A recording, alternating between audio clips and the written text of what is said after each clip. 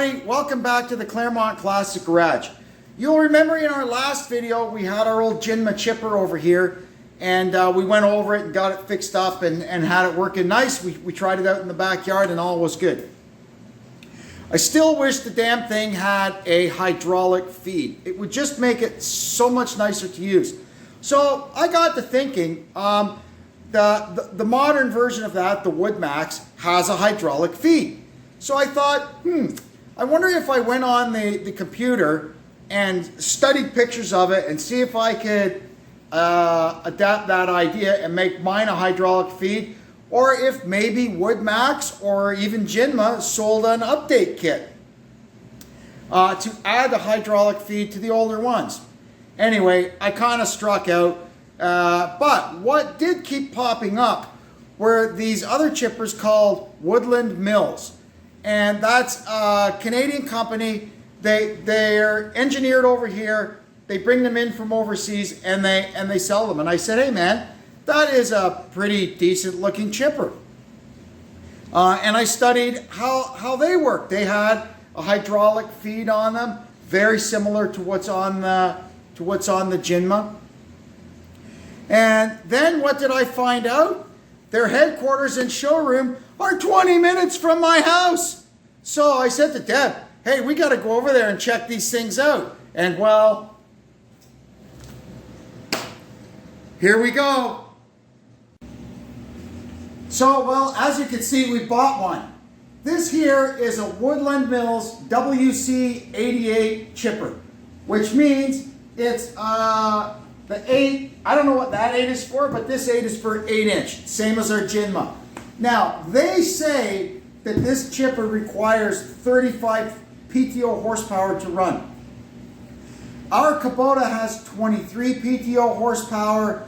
My Ford 8Ns have 24, and my Fergusons have 20, I think 26. They're claimed PTO horsepower. I have found from using all the different tractors around here chipping, my 2085 Ferguson does have the most power.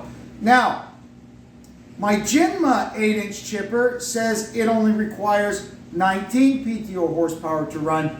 And you'll see when we get into this that the drive system is exactly the same. They both have the step up in speed, so that basically, you remember from our Jinma video, it had the PTO shaft comes into a pulley and then it goes up to another pulley. That steps up the flywheel speed to 1,000 from your 540 PTO. This does the exact same thing. So I'm confident that we'll be able to run this 8-inch chipper. They did have a 6-inch one that they said is recommended for my smaller tractors that we have around here. The 6-inch Woodland Mills chipper is straight through. The flywheel's attached directly to the PTO. So the PTO's turning 540, the flywheel's turning 540. Anyway, my main reason for getting the 8-inch chipper is not because I want to chip 8-inch logs. That's firewood. There's no sense in chipping those. But the bigger the opening down here in the throat of the thing, the more stuff you could jam in there. Like when you start cutting down these vermin trees that are at the back that grow every which way, you could spend your entire life cutting them all at the crotches trying to get them to go through the chipper. Whereas this one has an 8x8 opening and that brambly stuff that's a pain in the neck to chip, you're more going to be able to shove that through there. So that's why we went with this one. On top of it, we got a couple of accessories. This is a tow hitch that mounts to the chipper, which will enable us to just pull a little cart behind it with the chainsaws and our picnic lunch and all that stuff in it. And then this here is a service kit. So it just comes with belts and spare blades and a spare chipping anvil. And I got some casters because apparently this thing comes on a lovely metal skid that you just add wheels to it, and it's a nice thing to store it on. So I guess it's time to get started. We'll start with the unboxing. Well, here goes nothing. Well, these are pretty heavy-duty straps. And if anything in this whole deal, we got lots of big pieces of cardboard to lay on when we go to the junkyard. I'm getting a little low on it over there.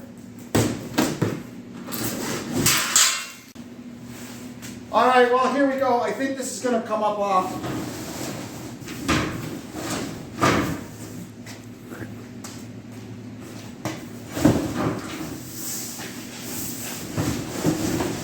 Ta-da! I can do it.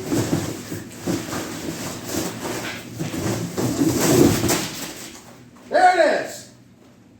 That's quite a box that it comes in. Lots of angle iron. So there's more straps. We have to remove these bolts and get this frame off of here. I guess that's so they can stack them. So here's what we found once we got all the shrink wrap off of it. So I'll go ahead and cut these straps. A lot of these parts need to be assembled. We'll find the instructions and get going. Okay, we've got everything unpacked. There's big parts that need to be assembled, and there's all our hardware on the floor. Just kind of looking it over quickly, some of the features that this thing has. There's the hydraulic pump that runs the feed. This is a nice little feature. It's a chainsaw holder. You stick your chainsaw in there and clamp that clamp for transporting. A lot heavier springs for the down pressure on the feed than my old Jinma has. And here's your feed motor. This is a nice feature. You can speed up and slow down the feed, which I think will help us greatly running this chipper on a lower horsepower tractor. So let's get going. We're going to follow the instructions and put this thing together. We're moving right along on the assembly, and here's my first modification that I'm going to make to this. This little pin here holds the control handle to the control valve, and I was messing with this in the store and it was very inconvenient. So we are going to replace that with a hitch pin. Much more easy to deal with. And we'll just keep this in our spare parts pack. Alrighty, that is it for the assembly phase of the program. Next thing we have to do is back the Kubota in. We got to lift it up, get it off this little skid. And then they want us to measure and trim the PTO shaft, which is, right now for me, I'm not sure where that's going to go because I don't even know what tractor this thing is going to mostly be used on. Right now, with the old wood chipper, the same shaft works on the Kubota and my old Fords. But you'll recall on that one, I do have the ability to extend these arms out, which I don't on this one. So anyway, we're going to back the Kubota in here, at least get it off the skid and go from there. I ran over to the barn and had a look at one of my Fords. And what I noticed was that the distance from the back of the tractor, or the end of the PTO shaft, to the back to the pin is 22 inches, same like this Kubota. So we can cut the drive shaft to fit the Kubota, and it will also work on the Ford, but it would need to be shorter if I put an adapter on the PTO shaft. But whatever, if I build a Ford or a Ferguson tractor specifically to run this thing, I'll put the large spline PTO shaft in it, so that won't be a problem. And what I noticed was that on my old Jinma chipper, the input shaft of the chipper stuck out a lot further. That's why, there's the drive shaft from it. Look how short it is.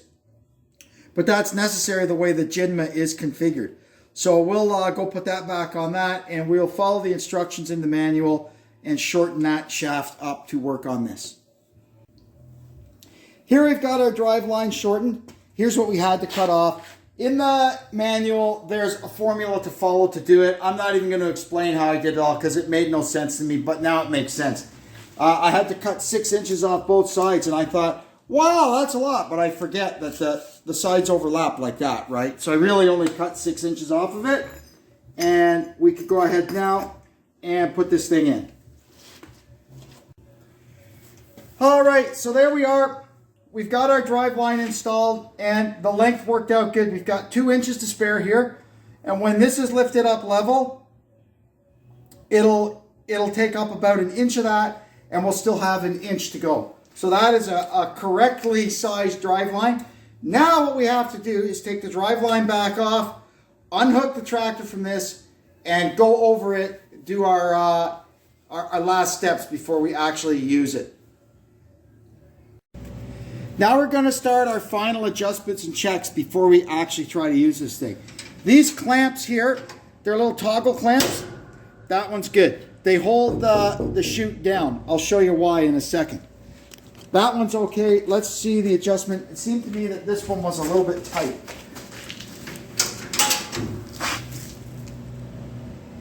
No, it's fine. Good and tight. Okay, so what you could do with this when you want to store it away, you open both of these. This is a great feature of this chipper, unlike my old one. Then, remember this hitch pin we put on here? We take that out, and there's a little place up here to attach that to.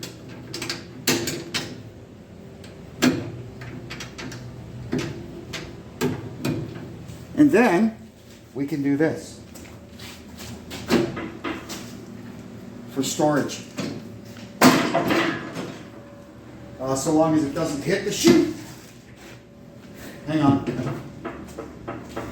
Yeah, there's always something. That way, Deb says.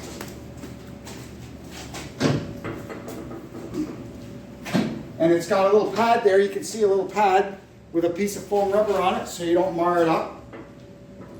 There. And then it sits like that. I guess you could probably do it with the chute. No, probably not. That's pretty cool. I'll show you a couple of other features. We'll put this back down.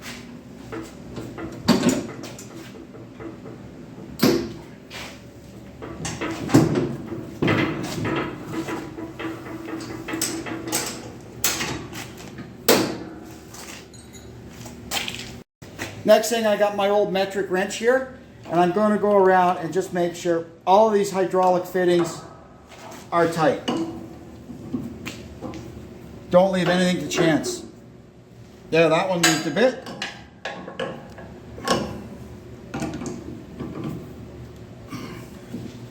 These things are mass produced like anything else. You know, when you buy a new car, they give it a PDI. This is the PDI on this. Okay, that's good. Here's something that I really like about this chipper. When I saw it, I couldn't believe it. Take out this bolt. And around there like that. And look at that. There's your flywheel. And your cutters.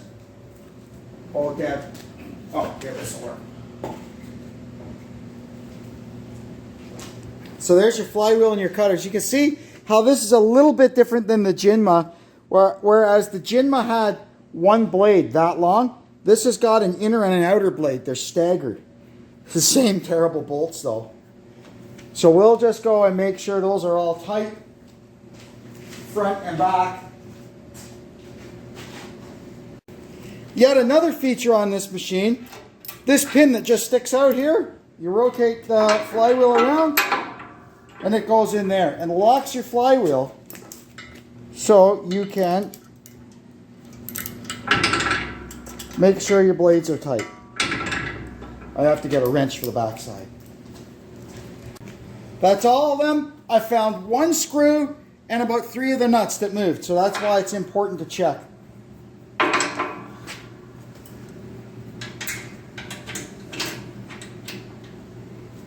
Now, another feature on this, unlike the old Jinma, you pull out this here pin,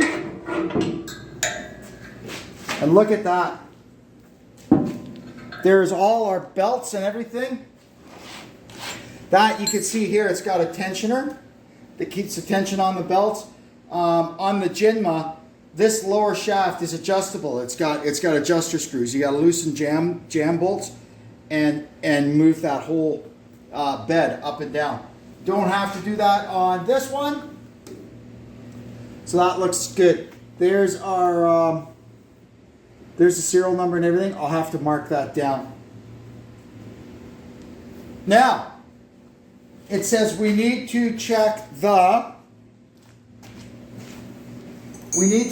clearance to the hammer plate or whatever you. I have to look how you do that. It's over here. So we have to check this clearance here between the knives and that.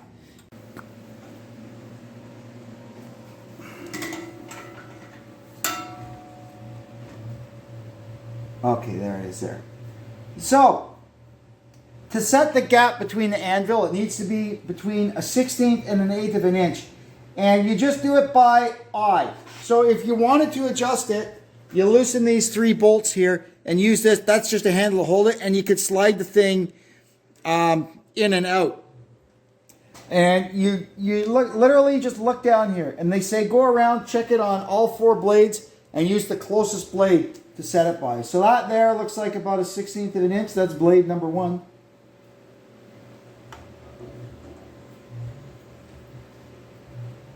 Blade number 2, yeah, it's a little more. Blade number 3, yeah, it's good. Blade number 4, yeah, that's good. Our gap is good. So, I'm sure you can probably adjust the size of your chips by messing with that gap. There's a bunch of grease fittings on this, and I was going to go around and hit them all with the grease gun, but Deb was actually reading the instructions where it says you don't have to do that because it's already pre-greased from the factory. It says it's okay for startup, and then when you get to your first periodic maintenance, then you can start greasing it. So we can basically go ahead and close this thing up. I want to record my serial number before we do that. Now we're going to put the hydraulic oil in. It calls for exactly 18.9 liters, a full pail. That's easy.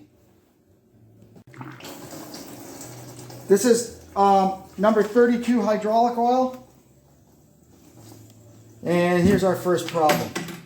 The funnel fits so good in the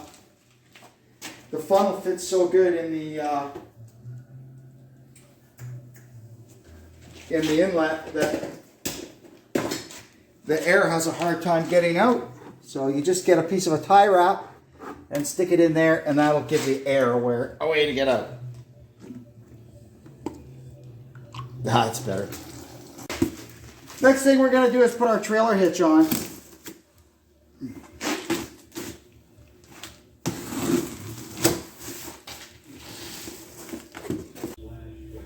This here is the shipping pallet that this thing came on, and what everybody does with this is they weld a set of wheels on it, so when you're not using the chipper, you sit it down on this and it's easy to roll around on a concrete floor. So that's what we're going to do.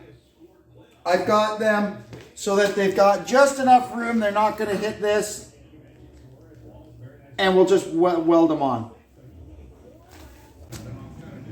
What we're going to do now is lift this thing up, and I'm going to slowly lower it down onto my little stand there and see if that works.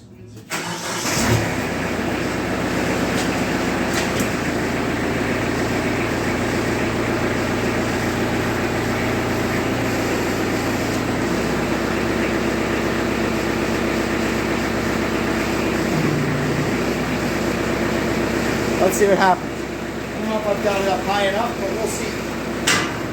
Apparently I don't.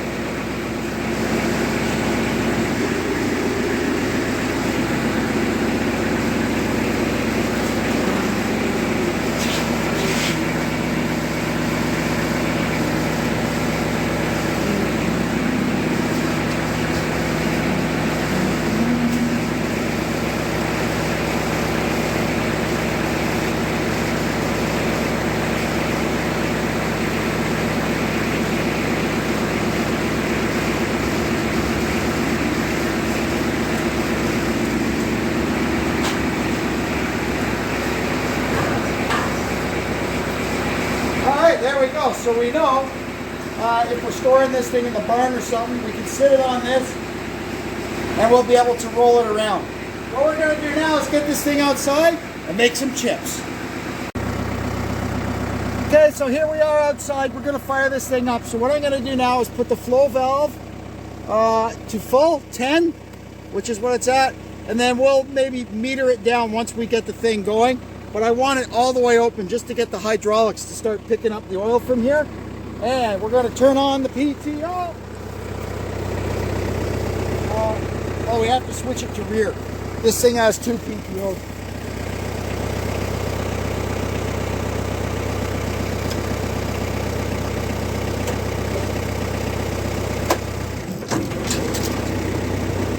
There it goes.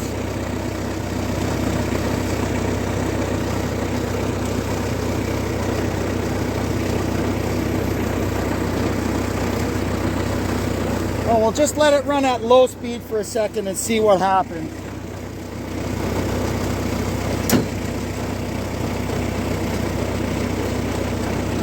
Feed, it's slowly, it's trying to get going. It's purging all the air out.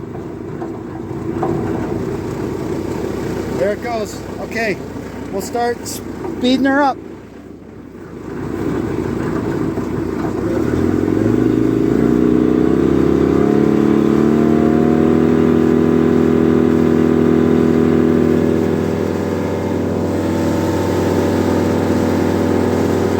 Now I'm going to set the feed to half speed and we'll put a few small pieces in and see what happens.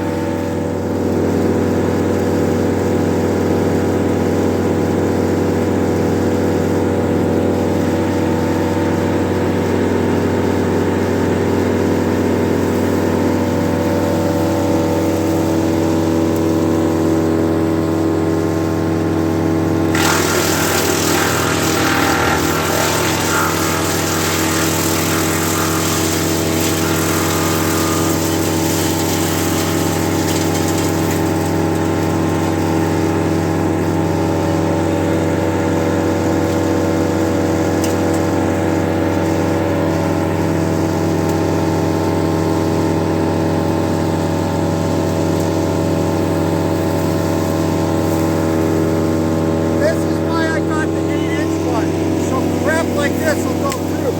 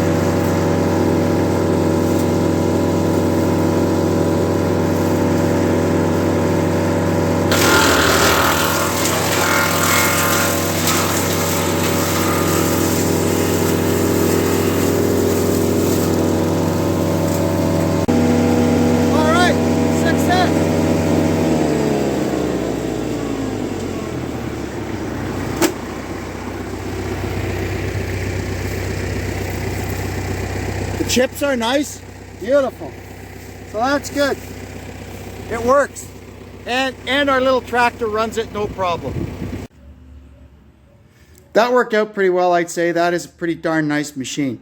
Already I've thought of a couple of things I want to do to it. I just have to pick up a couple of things when I'm out and about, and we'll just kind of throw that in the next odd job video or something. It's just a couple of little things. There's not really much to improve upon on that thing. That's just awesome. So, something came to mind. We're going to do a chipper shootout video. Well, I still have 2 of them. The old red one's going to go to the auction. It's still a good machine. I just really like this one with the hydraulic infeed. So what we'll do is we'll hook, because I have 2 Kubotas that are exactly the same, it'll just be chipper versus chipper on a B series Kubota with a 30 horsepower V1505 engine. They're totally identical, and we'll see how that works out. But that'll be the next video. Anyway, until then, I want to thank you for tuning in. Hope you had a good time. We sure did. Always fun taking a nice new piece of equipment out of the box and getting it ready to go, especially when it works. Anyway, thanks for tuning in. We'll catch you next time. And until then, this is Kevin checking out from the Claremont Classic Garage. So long for now.